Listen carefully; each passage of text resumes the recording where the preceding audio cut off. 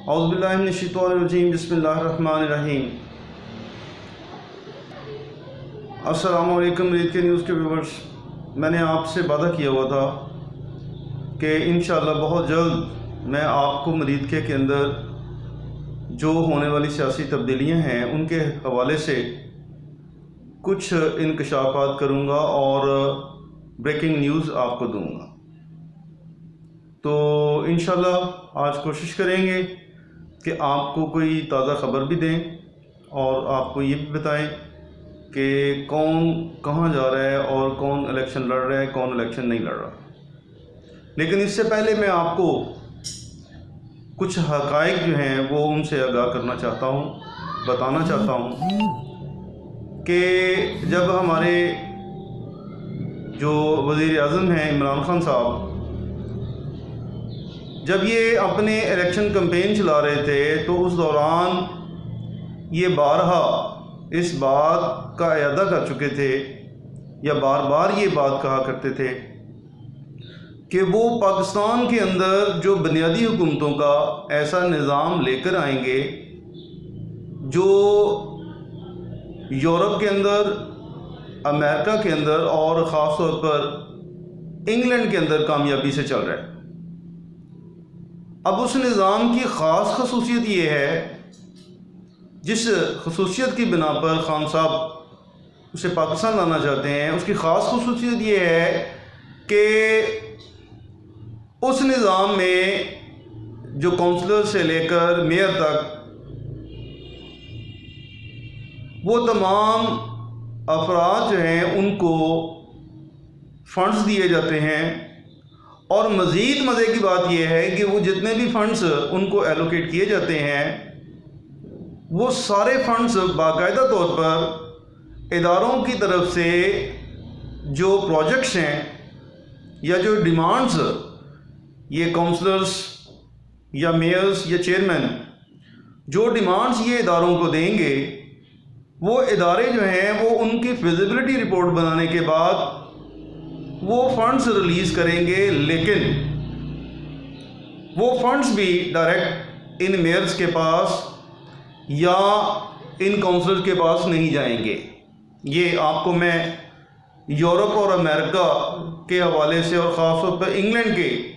जो local governments हैं उनके हवाले से आपको बता रहा हूँ, जो कि हमारे वज़ीर-ए-आज़म साहब जो हैं उनके जो है ना आइडियल सिस्टम है। अब क्या ये निज़ाम जो है पाकिस्तान के अंदर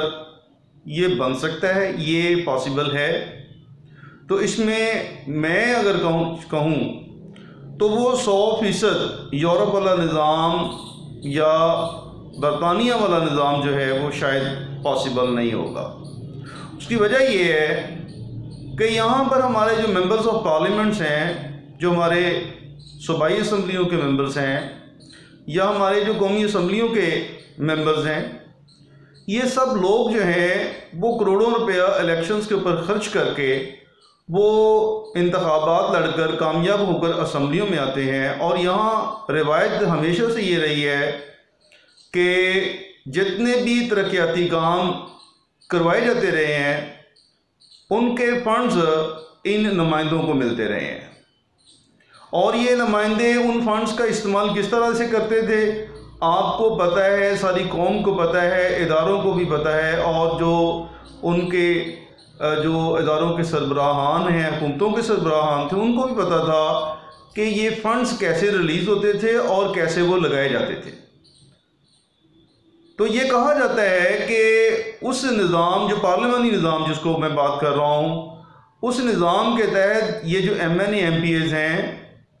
इनको अगर 10 करोड़ रुपया इशू किया जाता था किसी प्रोजेक्ट के लिए,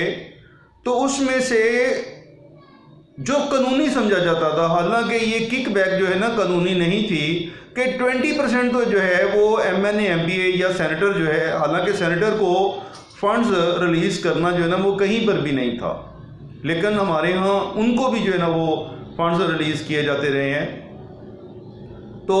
20% तो वो जो है ना वहीं पर जो उस रकम का है वो हमारे जो नुमाइंदे होते थे वो ले लिया करते थे। उसके बाद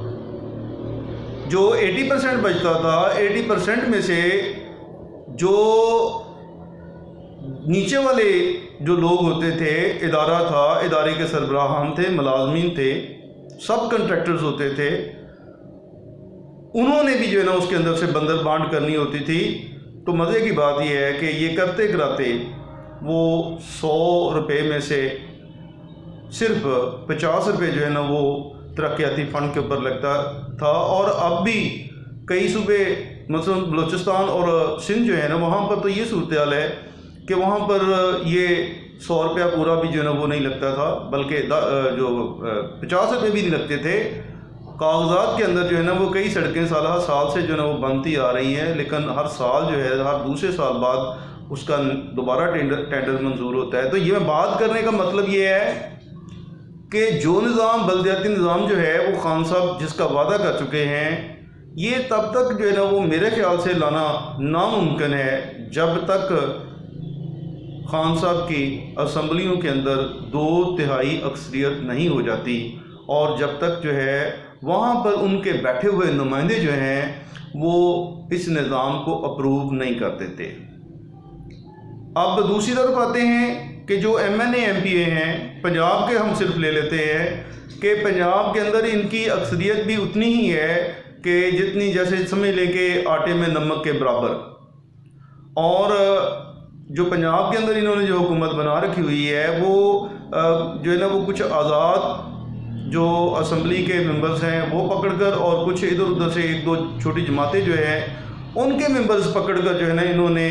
ये अक्सरियत जो है ना बनाकर अपनी हुकूमत जो है ना पंजाब के अंदर बनाई हुई है।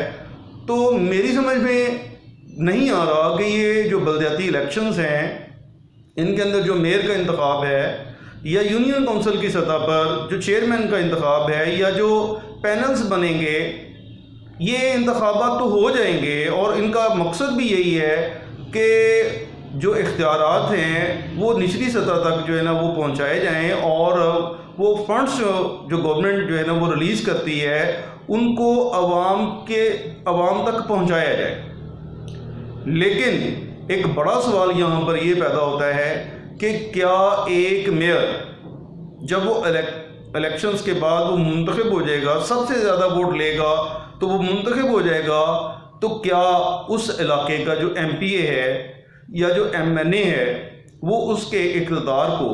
दिल से कबूल करेगा? उसकी वजह यह है कि वो जब मेयर मुंतखब होगा तो तमाम किस्म के फंड जो हैं वो सारे उसको शिफ्ट हुआ करेंगे, और MNA MPA जो हैं ये एक रबर स्टैंप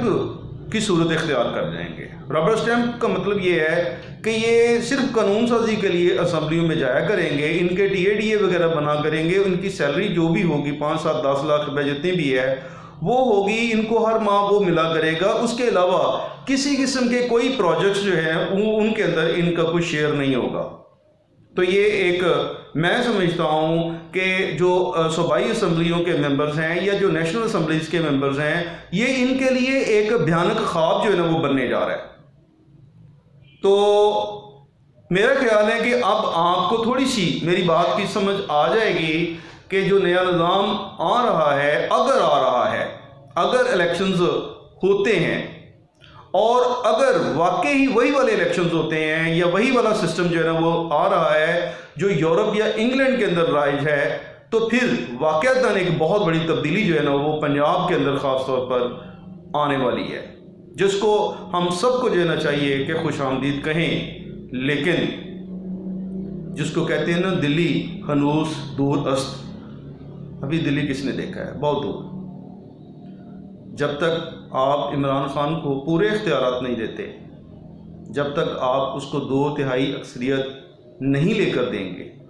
तब तक ना तो आपका सदारती रेफरेंडम जो है, जिसको आपकी ख्वाहिश है, मेरी भी ख्वाहिश है कि यहाँ पाकिस्तान के अंदर जो है ना उसका नफाज हो,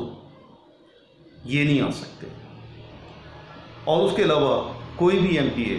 कोई भी MNA कतअन नहीं चाहेगा कि उसका जो इक़्तिदार है, जो पावरफुल इक़्तिदार है, जो ताकतवर इक़्तिदार है,